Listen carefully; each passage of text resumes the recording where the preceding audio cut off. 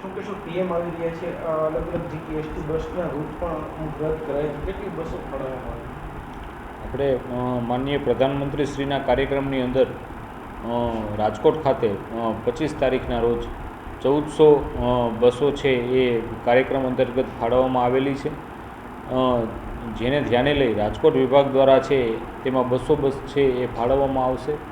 પરંતુ જે route control કરવાની વાત છે, તો જે રૂટ ઉપર અન્ય બસો છે એ પેસેન્જરને મળતી હોય તેમાંથીને જ આપણે બસ છે એ કંટ્રોલ કરશું. જે કોઈ ગામડાની અંદર એક જ બસ જતી હશે તો એની ખાસ તકેદારી રાખવામાં આવશે અને તેવી બસ છે એ આપણા દ્વારા છે એ કંટ્રોલ કરવામાં ક્યારેય પણ આવતી નથી. સર, ખાસ દ્વારકા પણ કાર્યક્રમ છે, તો ત્યાં આપણે રાજકોટની બસો જશે?